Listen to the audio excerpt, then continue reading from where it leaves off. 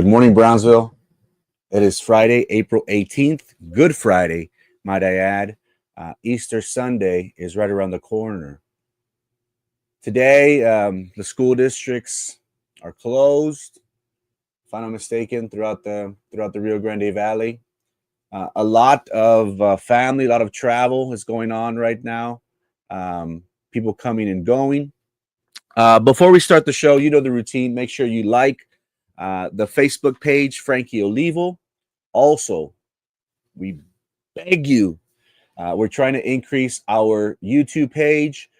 This stream right now is going live on Facebook and on YouTube. Please, please, please go over to YouTube, create an account. I know you're going to say, I don't use YouTube, but for me, you're going to use YouTube. So make sure, if you haven't already, go to YouTube and subscribe, like the page. For those individuals that have asked, you can send stars to support, but the biggest thing, the biggest contribution that you can make to myself, to the page, to help, is to like, comment, and share this feed right now. It would really go a long way. But nonetheless, thank you so much for your time and your attention. Should be a great weekend for many of us. Lots of Easter egg baskets on the side of the road. Están vendiendo cáscaras. People preparing for the Easter egg hunts. I did want to ask the community, please remind me, the only Easter egg hunt that I've seen, I'm not sure if this was done last week, but the only Easter egg hunt that I've seen publicly has been from the city of Port Isabel. I have not seen anything from the city of Brownsville. If I'm not mistaken, if there is out there, if there are events at Oliveira Park, the sports park, if there is something organized, please let us know. We would like to share the page. That way, those families that are looking to take their loved ones have a place and opportunity to do so. Growing up, we all have fond memories of the Easter egg hunts. The big thing, the big idea is to cascarones. What I say? Cascadas? No, cascadas is what? The lakes, or the cascadas is cascadas lakes? Cascarones. You know what I meant. People are selling cascarones and people are selling Easter egg baskets on the side of the road. I remember growing up, I have fond memories of my grandmother, Mine, who we would buy cascarones on the side of the road. We'd come, we'd put the confetti. Sometimes we'd put harina. Other people they use the actual eggs. Some families put money. But nonetheless, you and I can agree that Easter is in remembrance of our Lord and Savior, Jesus Christ, of his resurrection. But also, it's equally as important for us spending time with our family, seeing our loved ones enjoy themselves. So don't get, you said cáscaras. Cáscaras means like the shell, right? Cáscaras, cascarones, cáscaras. I think we all understood. But nonetheless, again, we are days away from early voting. Early voting starts April 22nd through April 29th. Election day is May the 3rd. Important issues are on the ballot. We're gonna keep on stressing this idea because it's very important. Things on the items on the May ballot are very important for Cameron County and for citizens of Brownsville. We have the arena, the very controversial agenda item that will be placed on the ballot for the third time. How are you going to vote? We have that, and we also have Starbase. They're incorporating us here personally. We won't be able to vote, but we can vote in our local district races. We have the at-large race, we have District 3, and we have District 4. Because we are right around the corner from early voting, we will be having a Saturday special, Saturday edition of Good Morning Brownsville. Tomorrow we will be having a show. at 9 a.m., same Batman time, same Batman channel. Make sure you tune in. We're going to try and give the candidates as much exposure, as much time that they would like in order to convey their message to the community. It's very important for us to hear from our candidates, understand their background, their experiences, but ultimately their vision and their goals for Brownsville.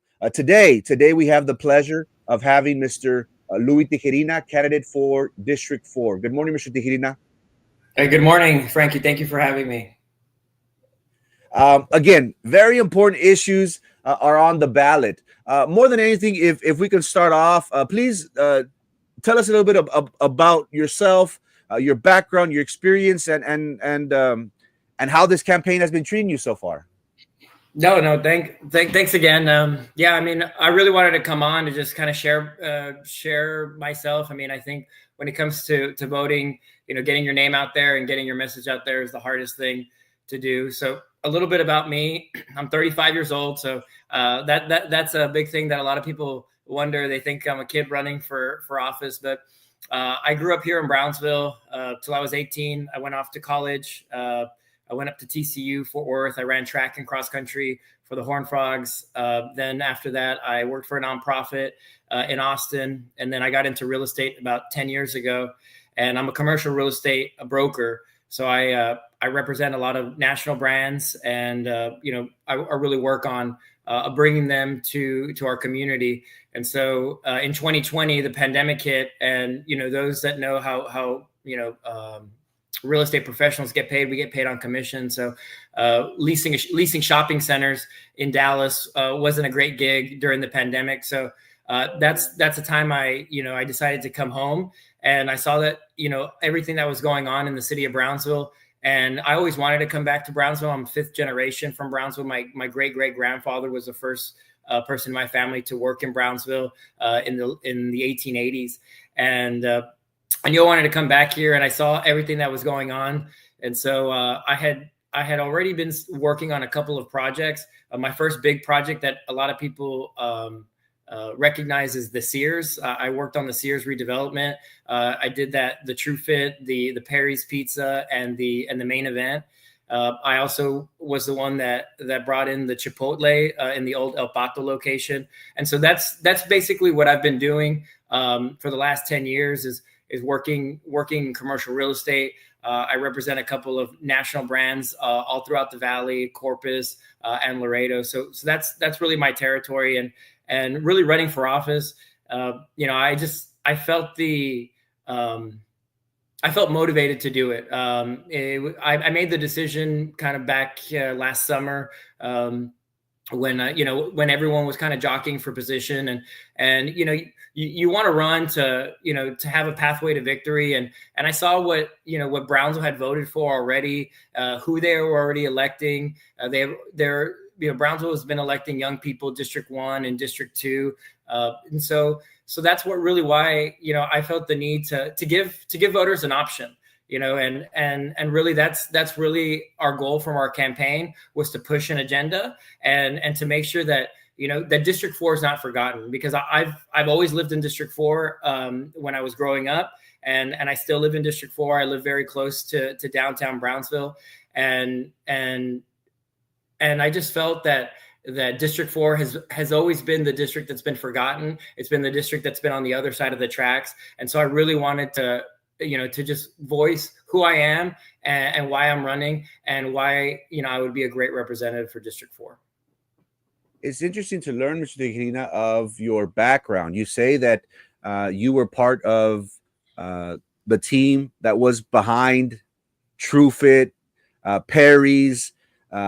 We have seen how a lot of major retail stores have left, not only the city of Brownsville, but we're starting to see them leave the retail market.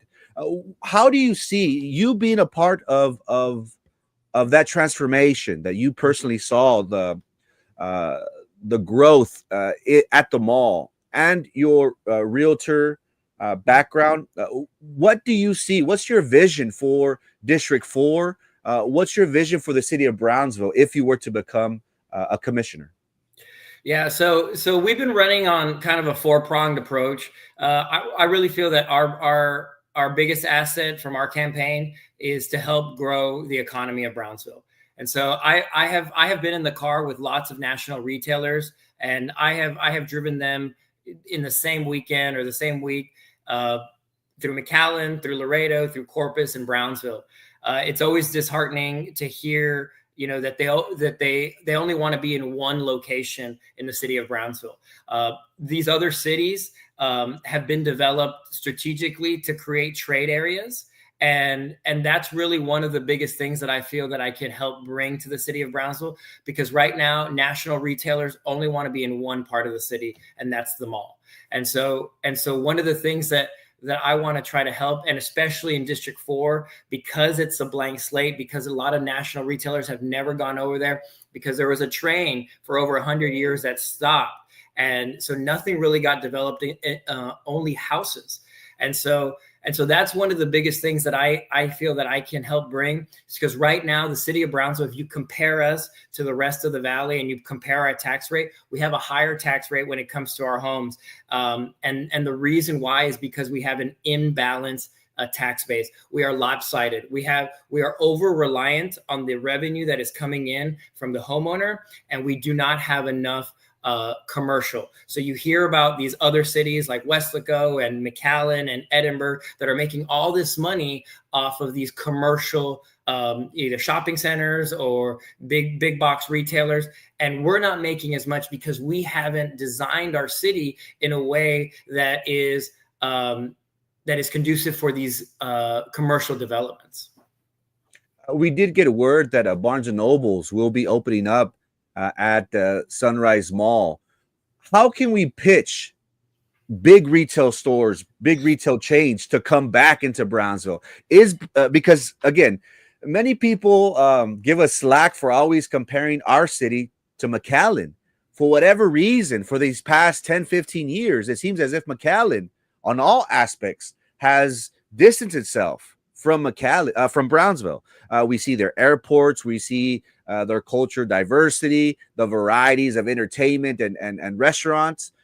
How can we pitch those big investors to return back to Brownsville, and more importantly to District 4? Yeah, I think pitching investors is just letting people know that there's a new day in Brownsville. I think that a lot of people that have invested or have developed here in Brownsville have a sour taste in their mouth. I have a lot of clients that have developed in Brownsville before that maybe are not from Brownsville, and they tell me, well, the way you guys do things there is a little different, and I kind of tell them, no, we're running on one city. Our city management office has changed over the years. Over the last 10 years since I've been in commercial real estate, when I first started, you would never see Brownsville at any of the trade shows promoting. You'd always see the Upper Valley. In recent past, over the last 5, 6, 7 years, I've seen Brownsville starting to promote, and that's really what I feel is the biggest difference. Change is hard. Change takes time. But I really believe that the city of Brownsville is on the right direction. I feel that with the right leadership, that we can become, I don't want to say we want to become Brownsville or we want to become McAllen. But I think that we can have all the traits that people want from McAllen, but still keep our culture and our heritage of Brownsville true. And I think that's very important because we are a very unique city. We have a port, we have a zoo, our history being a border town, and then now the big juggernaut, the big gorilla, we have SpaceX. One common thing, Mr. Tijerina, that we've been hearing about is that many business owners have been having difficulties with opening up shop. And as you know, the longer these business owners wait on opening up their doors, where they're losing money. What's your understanding of the current situation in regards to the building and permitting? Is it something that needs to be revamped and really looked at? Yeah, so I think there's no question that we definitely need to take a look and a deep dive into what the issue is. There's all these different problems that I've always been a follower of Brownsville, what's going on, even before I moved back 5 years ago. And it always seems that we're always talking about the same issues, the drainage, I remember it was impact fees and building and permit. I mean, all these things, we're always talking about the same thing. So I think, as a commissioner, my goal is going to be, to get to the root of the issue, whatever it may be. As a commissioner, our role is to create policies that enable our city employees to be able to provide these permits, provide these, and I don't want people running scared that they're going to get in trouble.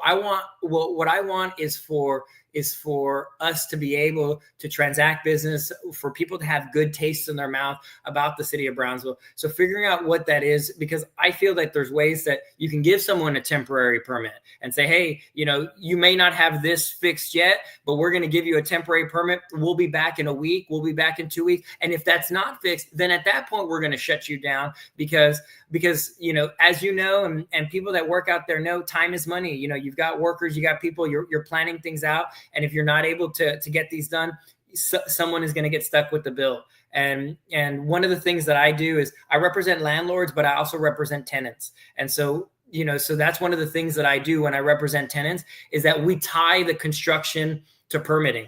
So say you get 120 days after you get your permits, because I've seen a lot of tenants in the past, they'll sign a lease and, you get 60 days to build out your space, and then you're going to start paying rent. Well, if, the city's not incentivized to get it, to get your permits going and to get you building, but you're incentivized to do it. So I don't want the bill being stuck on the entrepreneur or the person that's trying to invest their business, because these endeavors are really expensive endeavors. And sometimes you're running into situations that you don't know, what's under the ground, or these old pipes, or you're going to get flagged because you need to have an exhaust system, or you need to have a fire suppression system.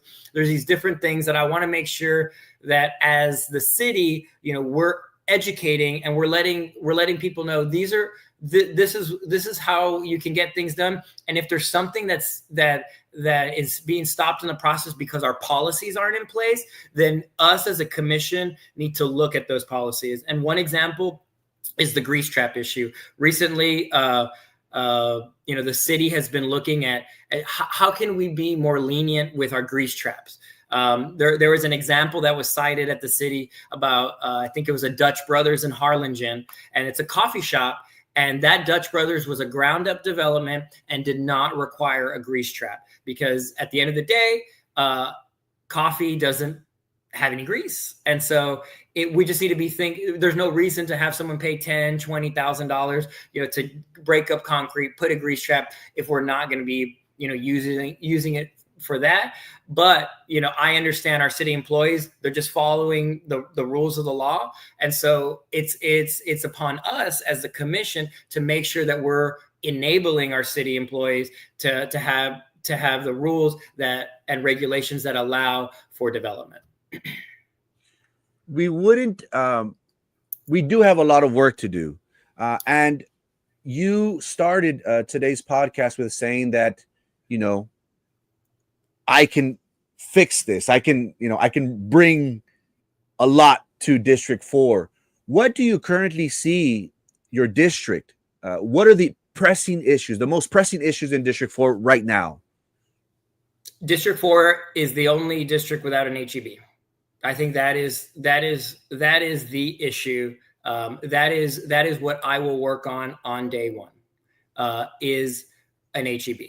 I received a letter of intent from HEB in 2019 to go behind the Home Depot. All that land where my trailer is on Morrison, as you're approaching. But that letter of intent stated that we had 5 years to build a road from Alton Glore to 802 along the old rail line. And so I brought that to the city. I brought that to the county. I had some support and I had some pushback. And it's been 6 years. That offer is no longer on the table. Things got political. And when things get political, private industry does not like to get involved. And so my goal is that is if we bring an HEB to the northwest side of Brownsville, a lot of other things are going to come. And I believe West Morrison, West 802 are the next areas that need to start being developed.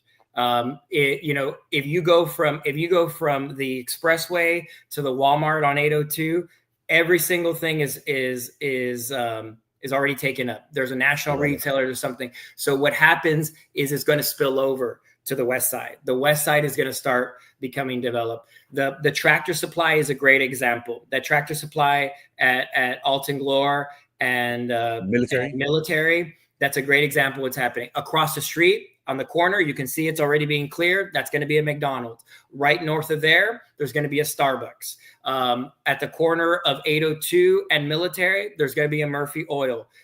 Wendy's is negotiating over there. Whataburger is coming. So these aren't things. Wow. These aren't things that I'm bringing. These are things that are already happening. What I want to make sure is that we are allowing it to continue to happen, because that's what our city needs for us. Because I don't blame the city for a lot of the things that are happening. There's a lot of things that we inherited that, we cannot fix those things overnight that we inherited.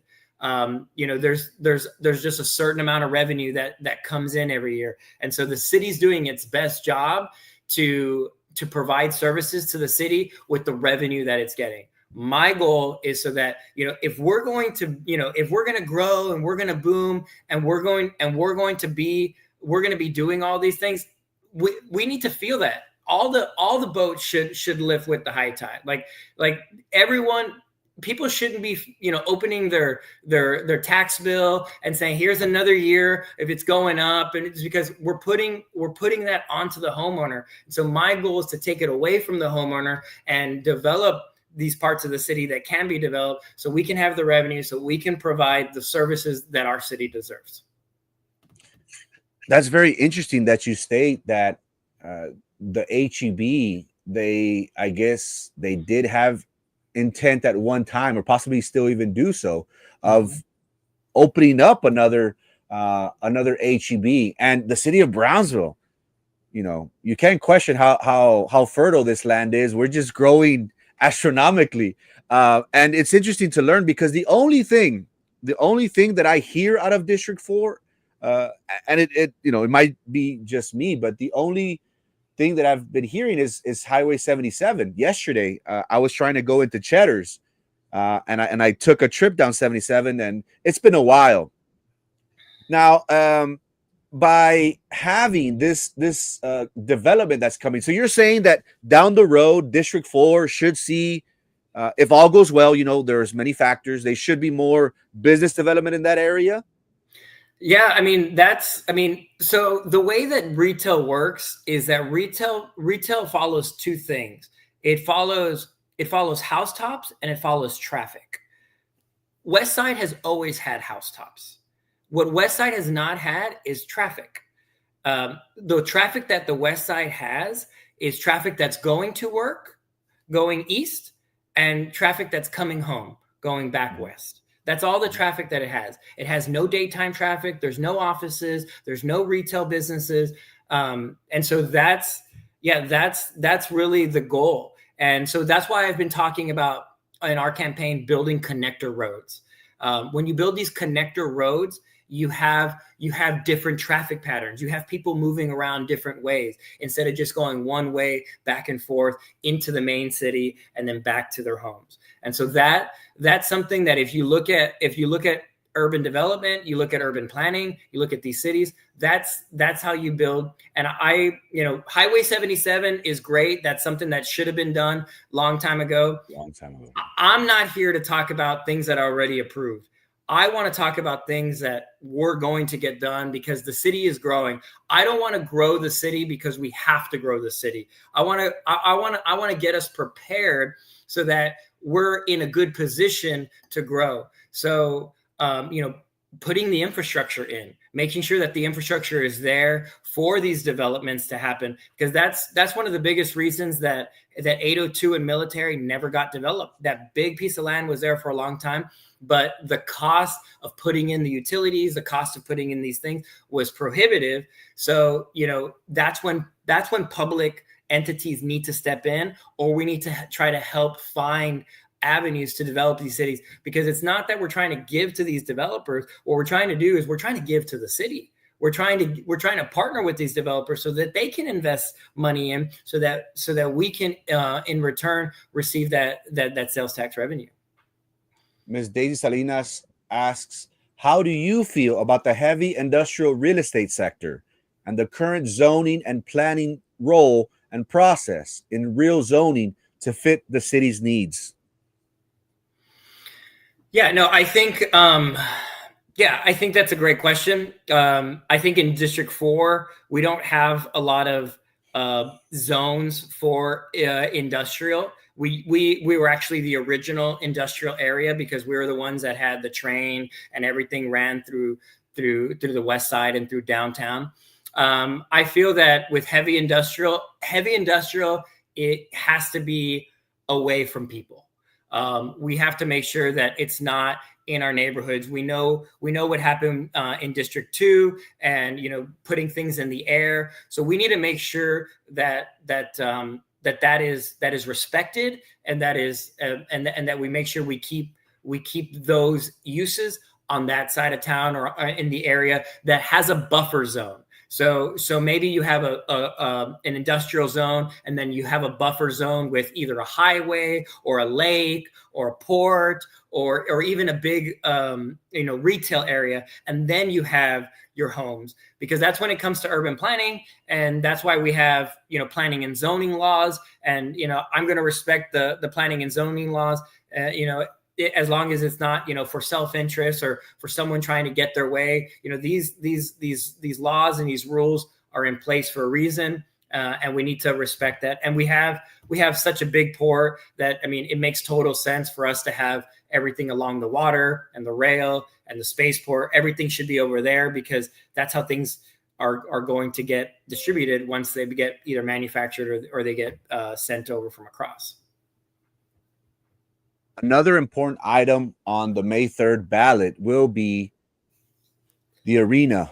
Mm-hmm. Many people, it's been a controversial issue. Many people outside of the city of Brownsville in northern Cameron County has said, you know what, this doesn't benefit us. This is a Brownsville issue.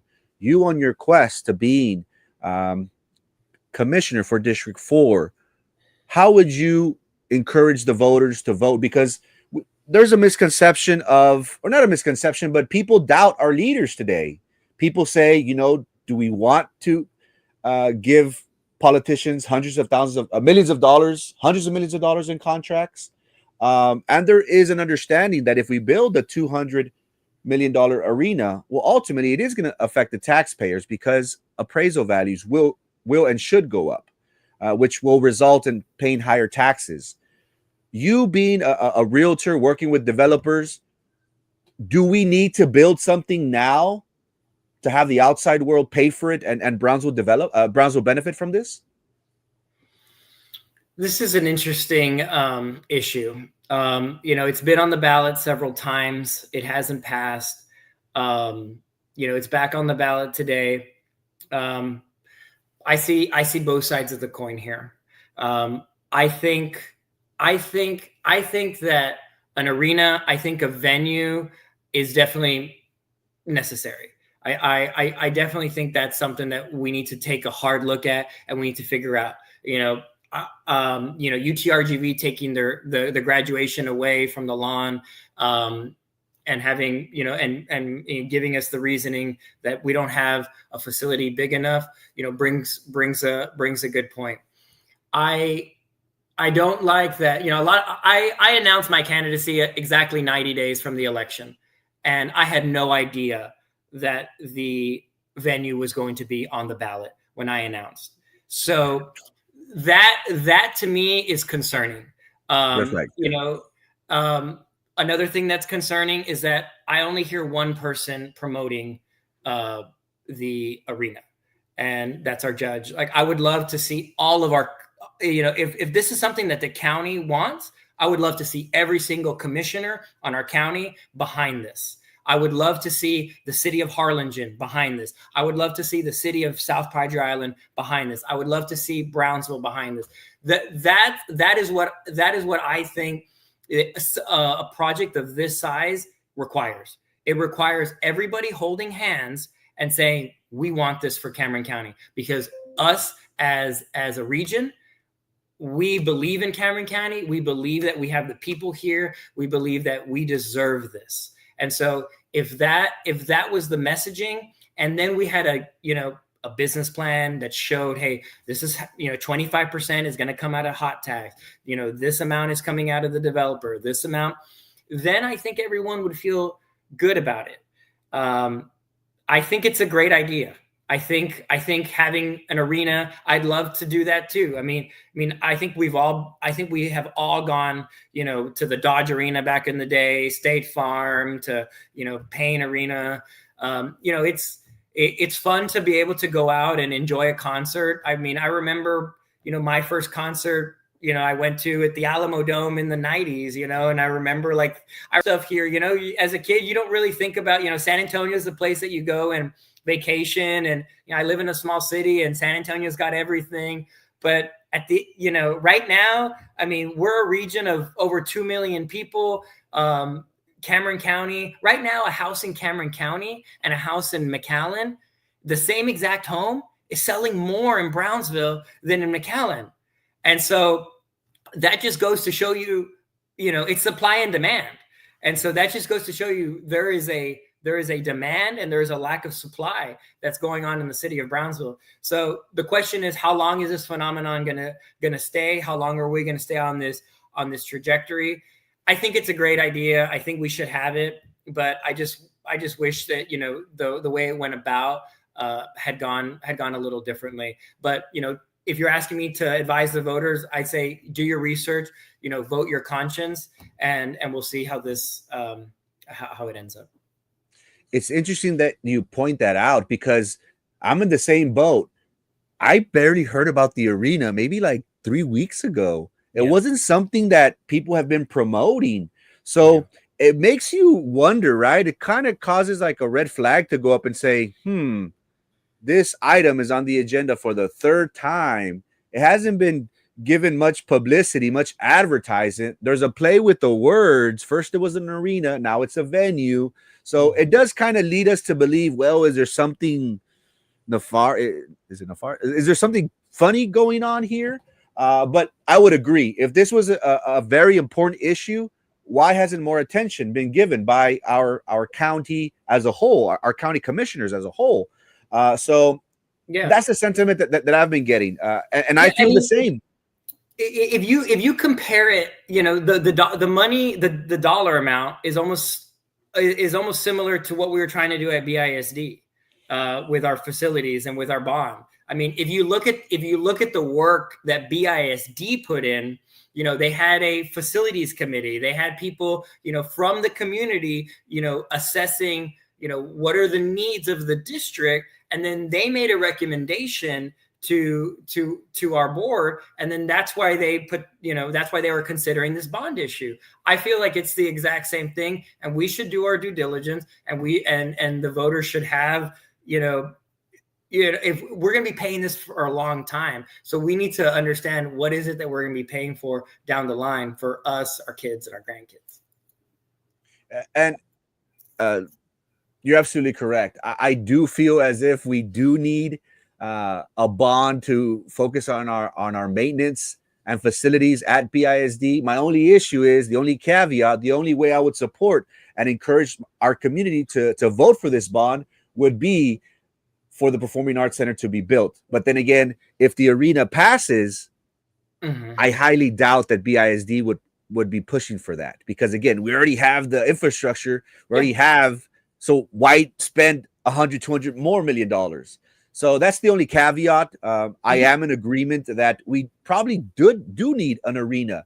The way it's structured makes sense. But again, the timing, 3 times on the ballot, not being openly endorsed by the commission, it's kind of funny. It's kind of leads us to believe the optics don't look great. Yeah, it doesn't look good. And one main issue, Mr. Tijerina, one main issue, the most pressing issue has always been, why are we going to build an arena when we can't even have nice roads?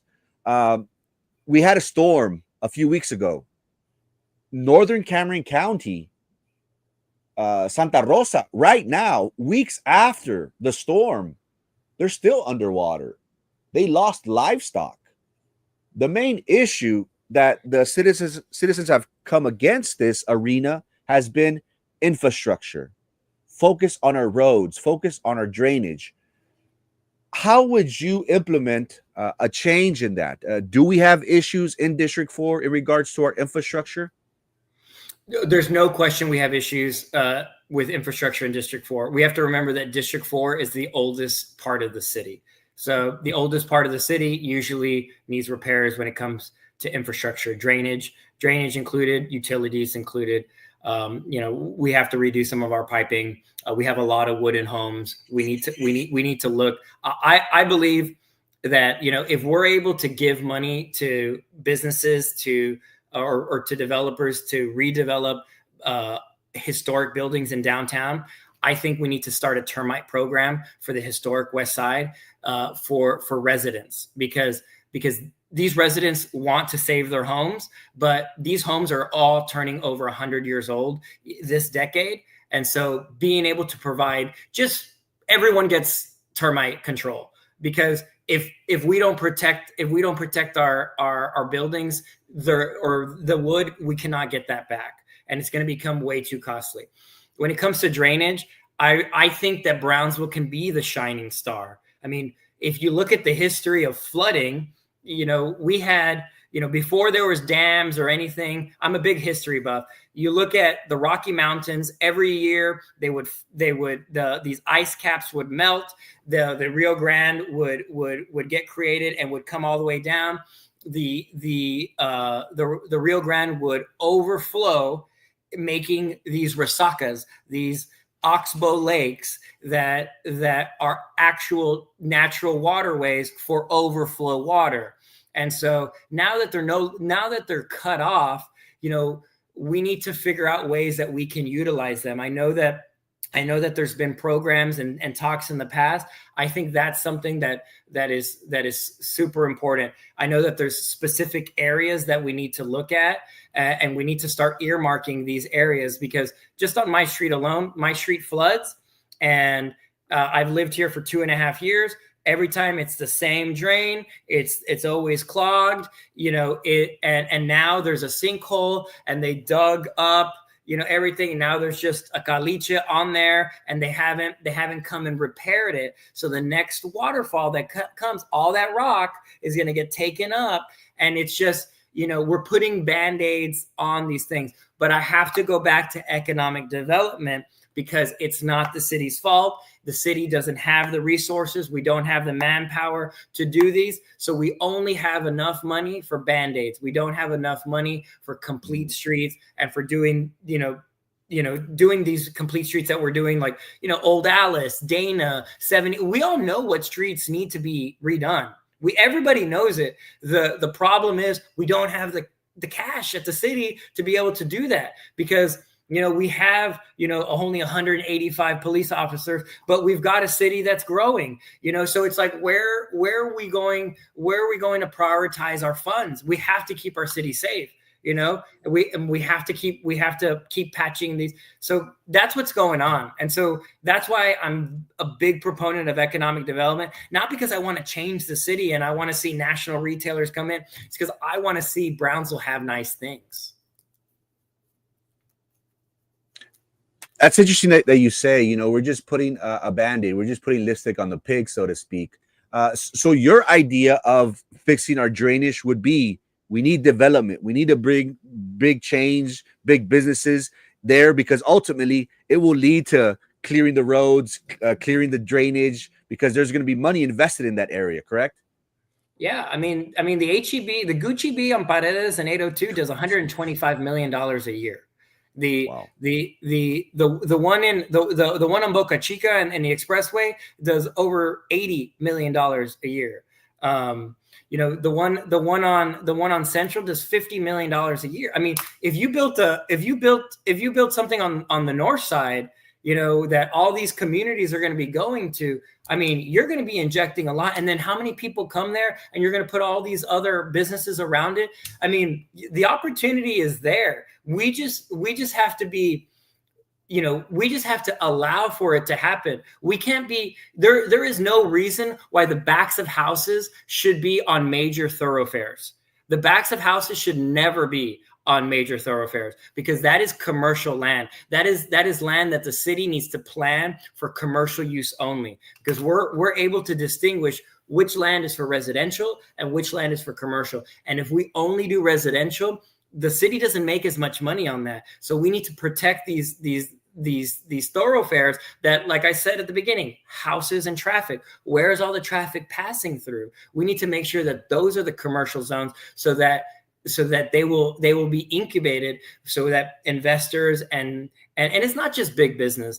The Valley has a lot of small business and has a lot of great entrepreneurs. So I don't want to be tagged as the person that's bringing in national. Like, I am going to bring in national guys, but there's ways to balance that. You know, like I leased the shopping center on 802 where the Dollar Tree is, and Good People, the coffee shop. There is a perfect mix of local, like we have a national insurance place, we have a Little Caesars, but we have a local place that does embroidery, we have a Doña Carmen's, we have Good People that, you know, is a local, like, so that is the type of mix that I think we need, because those national people, you know, Little Caesars is always going to bring in people after school, like, hey, let's go grab a hot and ready, and then, oh, well, you know, let's stop and, you know, get a coffee here. So we're supporting our national guys with Little Caesars, but we're also supporting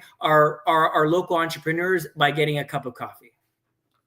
What's your message to business owners? Because you just mentioned, yes, my idea for District 4 is bringing in the big retail. What's your message to the business owners, small business owners in District 4? How would you help them put money in their pockets, or maybe even, you know, advertise, or what will you do for the small business owners? Yeah. So, I mean, I can also help them professionally. So, like, I'm always going to be like, so one of the things that, you know, I want to do is, like, as the district representative, is just be a resource, you know, be able to be, you know, a phone call away or a meeting away to kind of talk about, you know, what we can do as a city. Small business owners play a vital role. I think in District 4 right now, the beautiful things we have going on in downtown and in our cultural district, I think that is where we can incubate small business.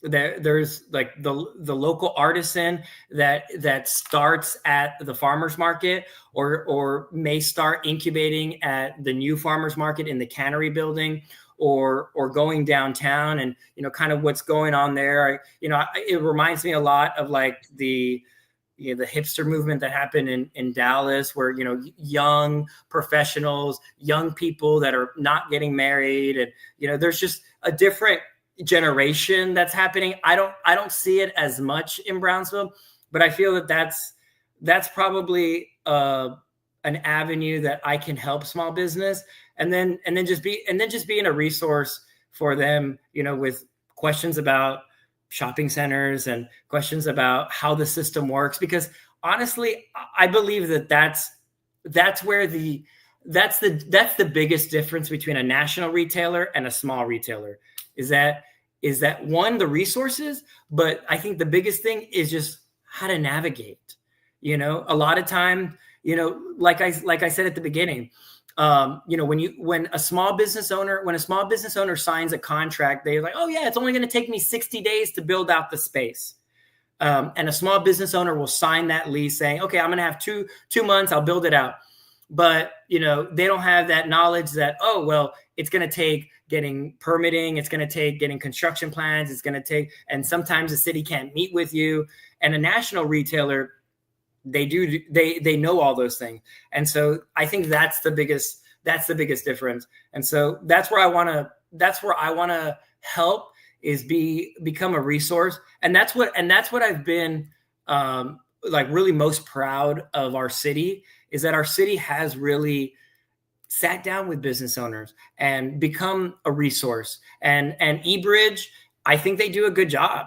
I really do. Like, these things that are coming to Brownsville, they have been good. Like I think there's a pitch competition that's happening, and they brought it to Brownsville last year, and now the rest of the valley wanted it. So now Brownsville's the host, but we're doing it all over the valley because it's something that Brownsville started.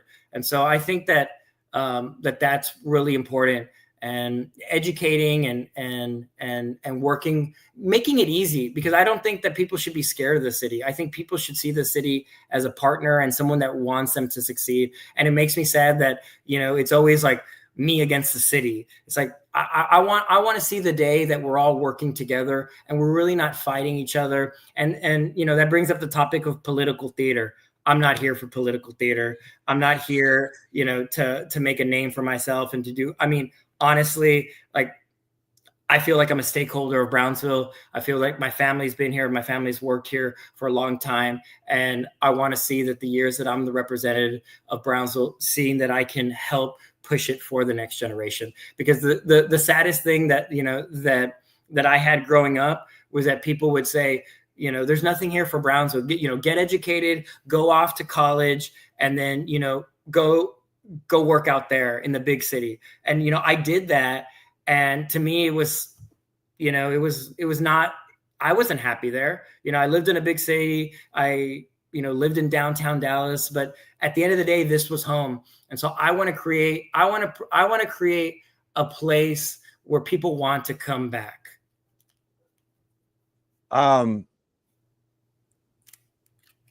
City friendly to all citizens and city friendly to all business owners. Ms. Susan, all homes are subject to termite damage, though.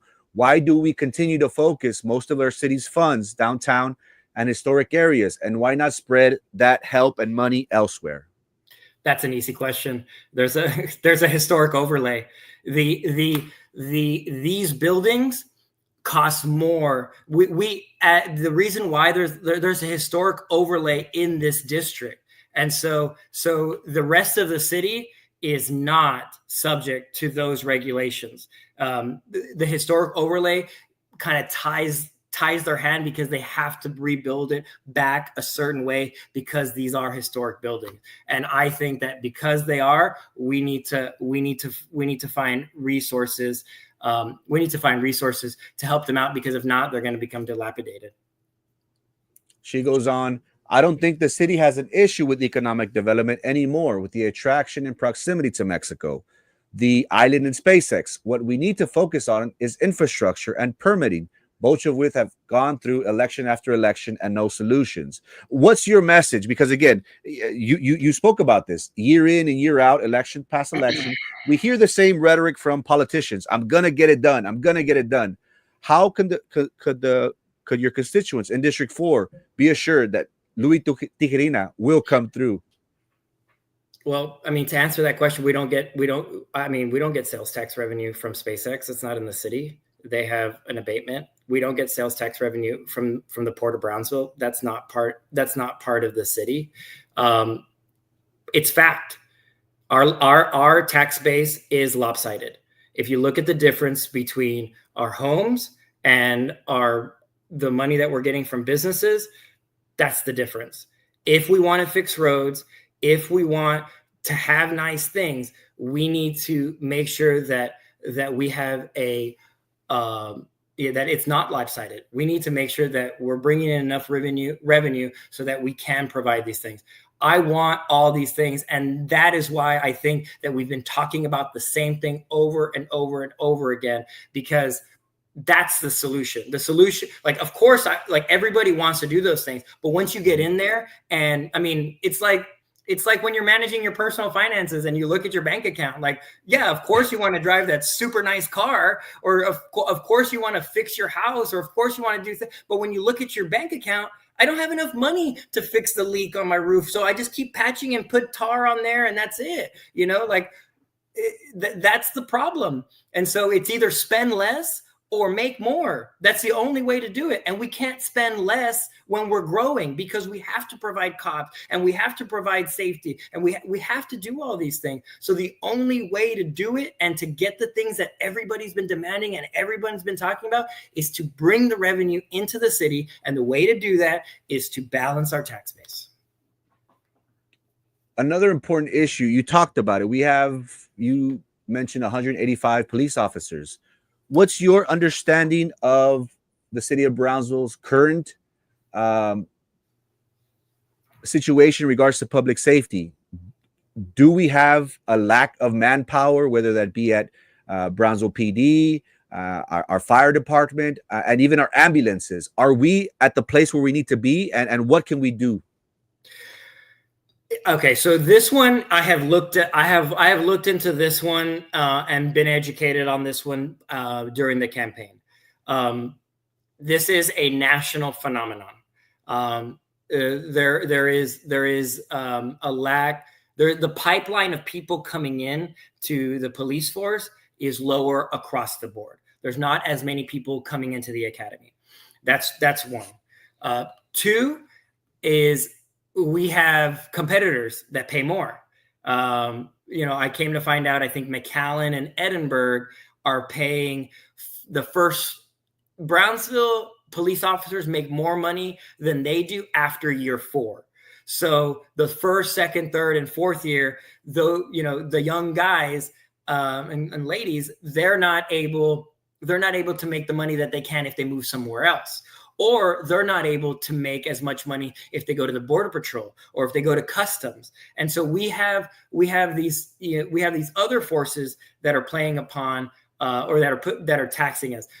Our police department has done a great job in being nimble to what's going on across the what's going on across the nation. So what we've done is we've started trying to, like I said, make more money or spend less. We're starting to spend less by, doing a lot of things in-house, creating more opportunities to come through the academy.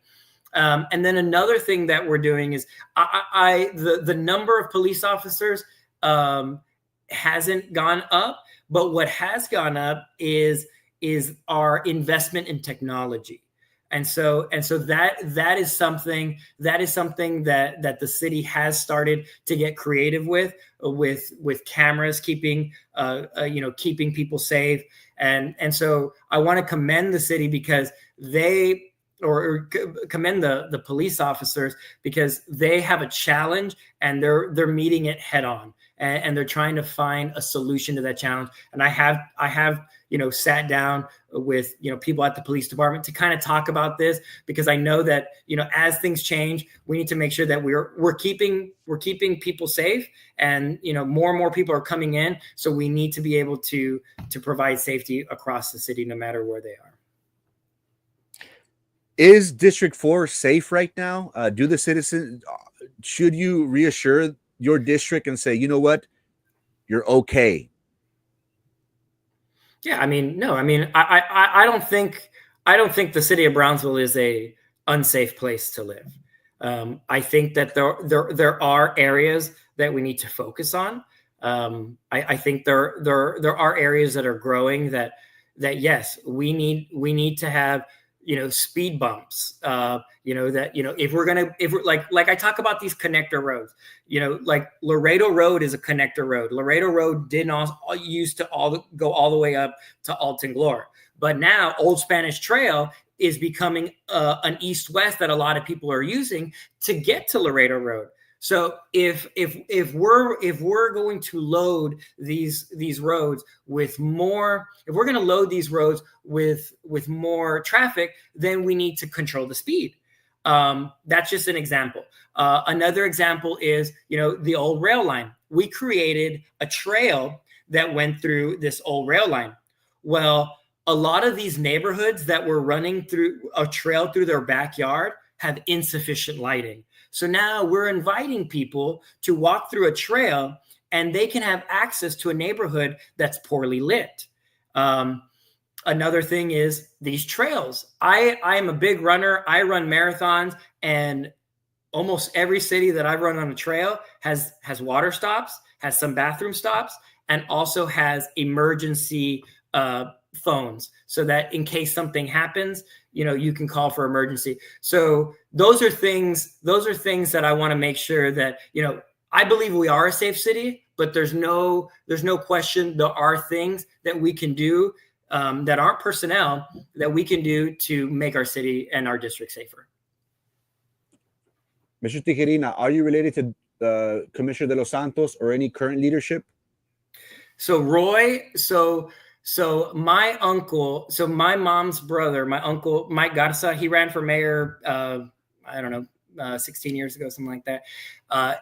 He is married to Roy's dad's sister. So Roy's cousins and my cousins are the same people. So his aunt and my uncle are married. Through marriage. Yes. Ms. Garza, the fact that we have seen Commissioner de los Santos support him, and he states Louis shares in his vision, and Roy curses at constituents that he's not agree with or he believes are wrong, this is disturbing to many of us. How will Mr. Tijerina handle his behavior, especially with those that aren't in agreement with? Yes, we know you cannot please everyone, but what is your vision on Roy handling matters and the city and his situation? So, the way that I would answer that is that, I've seen, what people have talked about and stuff. And, at the end of the day, I'm running on independent thinking. Nobody has gotten me to run for office. I ran for office because I feel that I can be a good representative for District 4. And when it comes to working with everybody, I really feel that I can work with everybody on this commission. Roy, District 4 has been a very interesting race. At the very beginning, you had Daisy that jumped in the race and everybody supported her. You had the mayor, you had Linda, you had Rose, you had Tino, you even had Pedro that had supported her because he was going to be running against Roy in the at-large race. That is when I decided to run for office, to run for that, because I did not like the fact that there was an anointing being had at the city, and I felt that the voters needed a choice. So then I decided to run, and Pedro calls me and says, "Hey, I'm going to come back into the race. What are you going to do?" And I said, "Man, I've already started talking to people. The wheels are in motion." And so that's when a whole nother split happened. The mayor and Rose Gowen are supporting Daisy. There's no question about that. People have seen that, he's had soirees at his house, and Daisy's running on trails, and that's okay. Tino and Linda have said, we're staying out of this. We're not supporting anyone. So at the end of the day, what I have to do is get support from whoever is going to be supporting me. So who is left? Roy and Brian. And so Roy and Brian, yes, they have supported me. They support my candidacy. But, I'm not just with Roy and Brian. I'm an independent thinker. Did I go to St. Joe? Yes, I went to St. Joe. Do I coach at St. Joe under Tino? Yes, I do. Do I coach John's daughter in cross country? Yes, I do. So at the end of the day, I can work with everybody. So if it's going to be, we're going to have something that we want that only John or Tino, that's the way that things get done in the commission. You don't want to elect somebody that can't work with everybody. You want to elect somebody that's able to work with everybody. And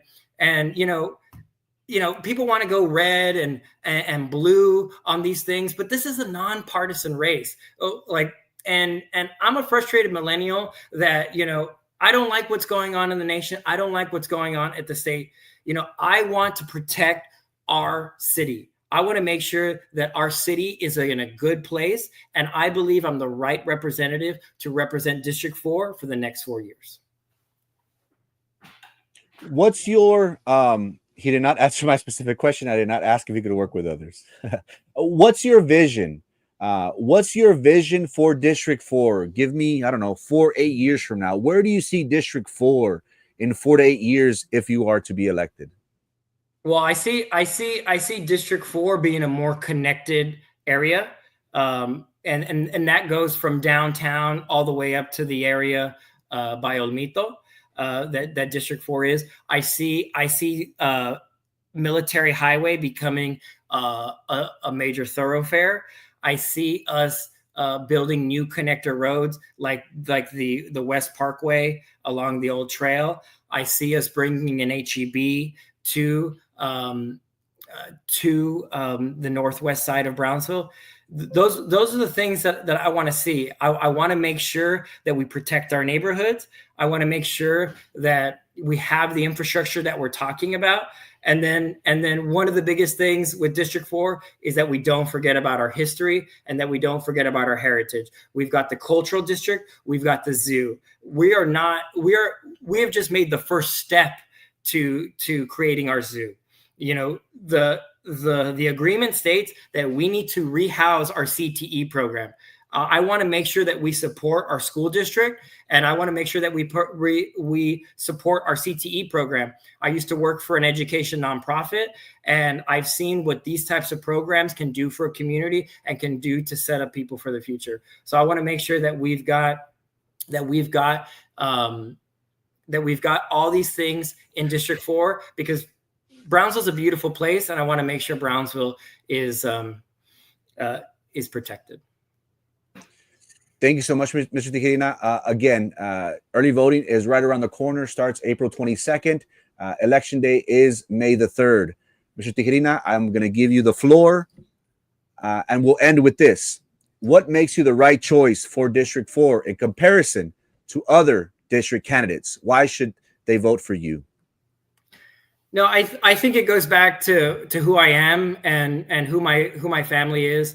Like I said, my family's been here for generations. We've always worked in Brownsville.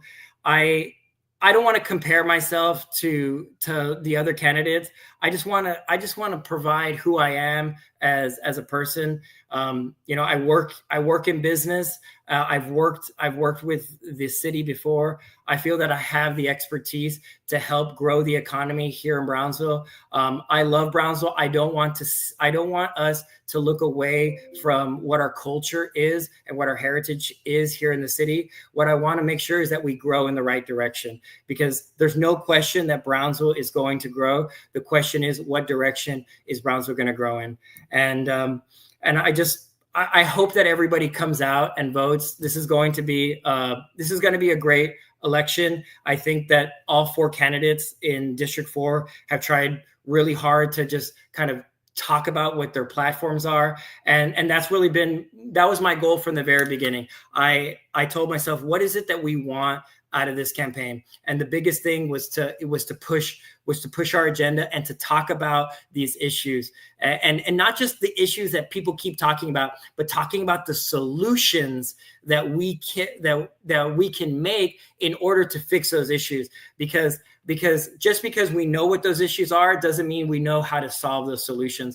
And I hope that I've been able to kind of articulate my message and kind of talk about kind of the pathway that I want to take District 4 in. And if that's something that you guys respect and something that you all want, then hire me to be your representative, because I love District 4. I live here in the district, and I always have since I've lived in Brownsville. So thank you, Frankie, for having me on your show today. And remember to come out to vote April 22nd to the 29th. May 3rd is election day, and you can look us up here on Facebook, Instagram, Louis #4D4 or Louis #4D4.com. Thank you. Thank you, Mr. Tijerina, for your time. We know you're more than busy right now. Again, early voting starts April 22nd, runs through April 29th. Election day is May the 3rd. Make sure our District 4 constituents go out and vote. Mr. Tijerina, thank you so much for your time, and the best of luck on your campaign. Thank you, Frankie.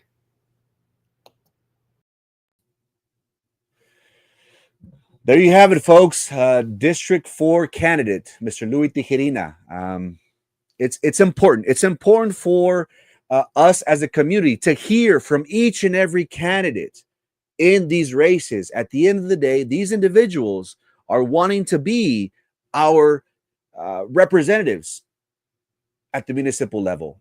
I encourage other candidates to do so. Remember, tomorrow morning we will be having a Saturday special. Due to early voting being around the corner on Tuesday, we will be having a show tomorrow. So make sure you tune in. This invitation goes out to all the candidates. We do have a week to play with. I will be reaching out to the candidates in the different races. Again, our platform is designed in a way to give the community information.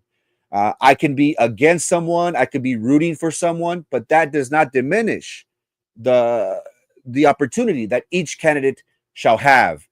I will be putting my differences to the side because the greater good of Brownsville is at stake. So to each and every candidate, if you would like to have some airtime, some space, the floor is yours. We're proud to say, again, we're very proud to say that we have a platform of close to 38,000 people. We want to provide a better future for our local community.